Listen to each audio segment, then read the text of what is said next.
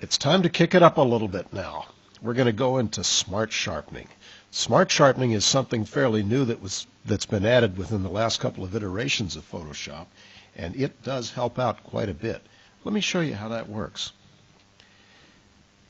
As before, we're going to use the same image here so that we have something we're familiar with, and we're beginning to know right now a little bit more so that we can see the nuances in the sharpening. So let's go ahead and, holding our Option key down, double-click the image to open it up and close the bridge at the same time. And we're going to bring this up to 100% so that we can see each actual pixel, the individual pixels. Okay. Smart Sharpening is under the Filter menu, under the Sharpen menu, where it says Smart Sharpen. And Smart Sharpen opens a dialog box that's a little different than the basic unsharp masking. What we've got here, first of all, we've got a larger preview window that we can look around. And as before, if I hold my mouse down, it does show the non-sharpened image, and as soon as I let go, it calculates the sharpening up, for that image. In addition to that, as before, the preview turns off and on the sharpening in the main part of the image, and we can actually go and zoom in on an area by using the mouse in the various portions of the image. Okay, let's look at a couple of things we have here. We see that we have a basic box and an advanced box. Well, let's take a look and see what those do. The basic box does give us a couple of the sliders that we are familiar with from unsharp masking, the amount and the radius. However, the threshold is gone. We don't need that right now. There's a new thing down here that says remove, and the default is Gaussian blur. It also can remove lens blur because it's a smart sharpen. It can go in and it can recognize where some of the softening in your image is. Or if your image is blurred because of motion, you can have it get rid of some motion blur, and you can specify the angle. So if your camera was shaking up and down, you say 90 degrees about, and that reduces the sharpening on that axis. But right now, let's take this back to 0, and let's choose lens blur, because this was shot with a camera and lens. So there was some blurring that was introduced by the lens itself. Okay, now you see another box down here that says more accurate. Well, more accurate does two things for us. One is it takes a little longer to sharpen the image because it's sharpening finer details in there. But at the same time, the more accurate is going to be sharpening the pixels in the image, or if you have a scanned image, it's going to be sharpening the grain in the image. What does that mean? That means it's sharpening the noise. So in many cases, you may not want to have more accurate checked. In some instances, you might. Now, for this case, we are not going to check more accurate. So let's go ahead and let's take a look at some of our sharpening.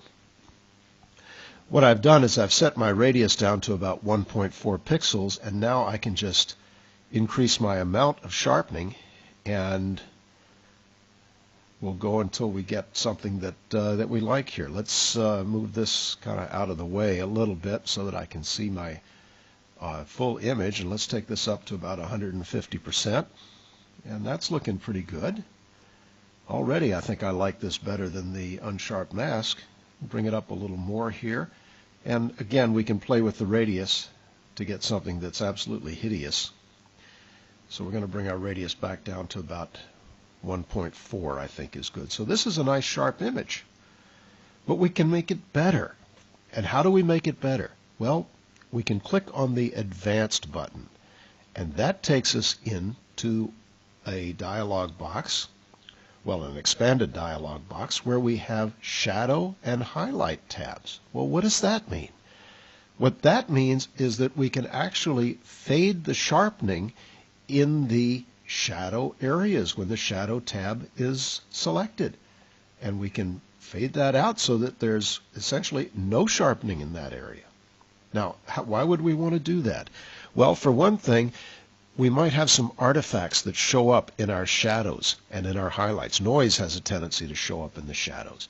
So if we fade that, then what we're doing is we're cutting back on the amount of noise that is being sharpened. And as far as the tonal width, what that does is that says, well, how much of that dark area is going to be affected by the fade? And we can come in and we can bring that up, and you can see that there's some of the areas are not going to be as sharp. And if you look at the areas here in the shadow area, you can see that that is being affected a little bit more. So let's bring our tonal width down a little bit here to about maybe 20%. 16% looks good.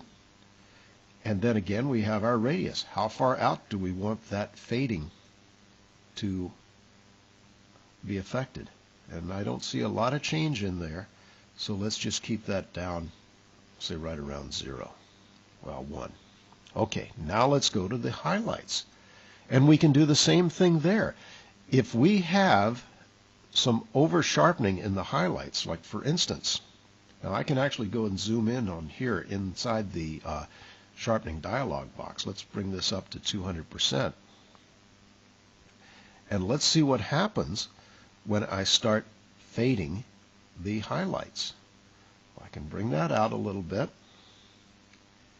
And I don't see much happening here because my tonal width is at 0. But if I bring the tonal width up a little and bring the radius up a little bit, well, let's keep the radius down. I can see that some of my highlight sharpening is backing off a little bit. Let's go with something like this. Let's bring our fade down here, and you can see that there was some areas that are affected by this. Okay, so let's leave our fade at about 20%, and we can increase our tonal width a little bit here. There we go. So we have a nice sharp image here. Let's go back down to 100% in our preview window. And you can see that we have a lot of details in there, and this sharpening actually works very, very nicely. Now, there's a couple of other buttons over here. If we like the settings that we have here, we can actually save those settings. And right now the only setting that's saved is default, but we can actually save our settings, and we can have our image that is sharpened using the Smart Sharpen. Now, what did I do here that I told you never to do? That's right.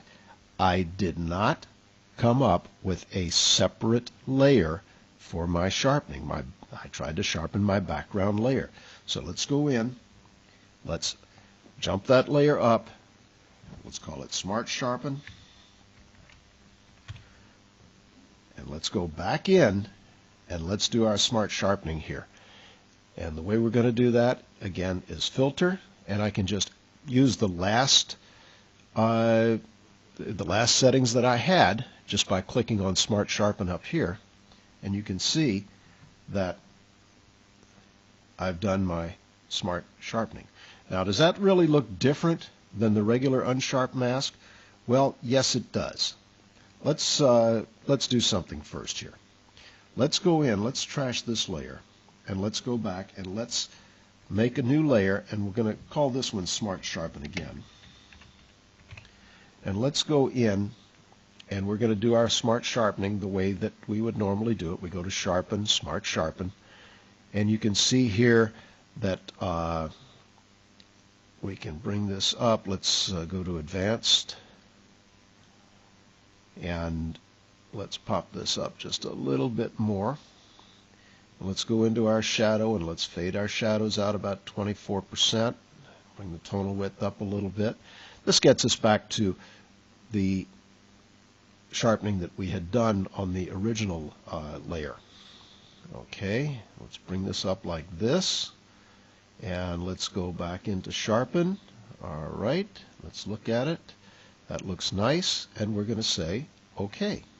Now let's compare this to what we did the last time with our unsharp mask. What I'm going to do is take the sharpening off, and you can see how it sharpened up here. Let's go to our background layer. We're going to make our duplicate layer, and this is going to be unsharp. Crazy name for a sharpening tool, isn't it? Okay, here's unsharp masking, and we're going to go in and we are going to go to our sharpen, unsharp mask, and these are the settings that we had the last time we used the unsharp masking. We had set it to about 150%. That's a little bit too much. Let's bring it down to about 100% here, and then we'll compare these. Okay, so here's our image that has not been sharpened. This is the image with the unsharp mask, and here's the image with our smart sharpening. The difference between the smart sharpening and unsharp masking isn't a lot for this particular image. However, in some other situations where you have an image that has some softness in it that was induced by motion blur or other types of blur, the smart sharpening really does pay off. So what we're going to see in some of the future tutorials is how we can use either the either the unsharp masking or the smart sharpen to enhance our pictures even more with some other specialized techniques.